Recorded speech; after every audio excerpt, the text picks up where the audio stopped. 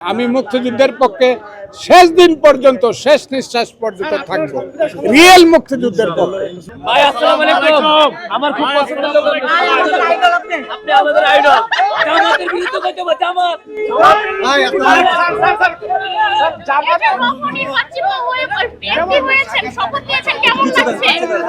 ভালো লাগছে, ভালো ভালো।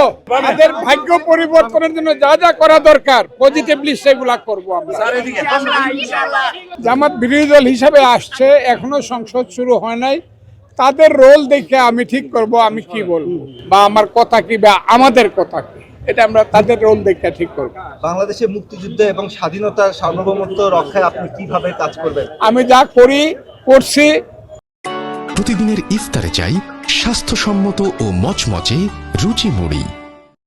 এটা সবাই জানে বাংলাদেশে, এটা আমার আর নতুন করে বলার কিছু নেই। আমি মুক্তিযুদ্ধের পক্ষে শেষ দিন পর্যন্ত, শেষ নিঃশ্বাস পর্যন্ত থাকবো, রিয়েল মুক্তিযুদ্ধের পক্ষে আমি থাকবো। যেভাবে শপথটা নিতে হয় এইটা হইলো অসাংবিধানিক। আমরা পার্লামেন্টে যাব, যদি এটা করতে হয় তা আমরা নতুন ভাবে আবার এটা চিন্তা করে তারপরে করব। এটা ইউনূস সাহেব এবং ওই যে তার যে একজন লোক ছিলেন কি ডক্টর কি আলিরিয়াজ বলতে পারবে, তাকে জিজ্ঞাসা করে।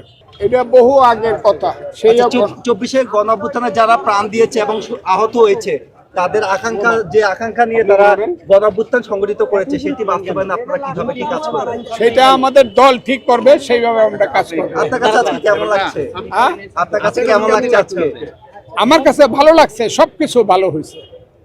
আবার কি স্বৈরাচার ফেরত আসতে দিবেন আপনি? কোনটা প্রশ্নই আসে না, কেন দিব? আমার জীবন যতদিন আছে এই দেশে, আমার শেষ নিঃশ্বাস পর্যন্ত মুক্তিযুদ্ধের পক্ষে কথা বাংলাদেশে থাকবে, কথা না শুধু, এবং এটা প্রতিষ্ঠিত হবে মুক্তিযুদ্ধ। রাজাকাররা এই দেশের স্বাধীনতা বিরোধীরা বাঁচতে চাইলে মাপ চায় বাঁচতে হবে। তাতে কোনো ক্ষমা চাইনি, ওইটা তো অনেক পুরানো কথা।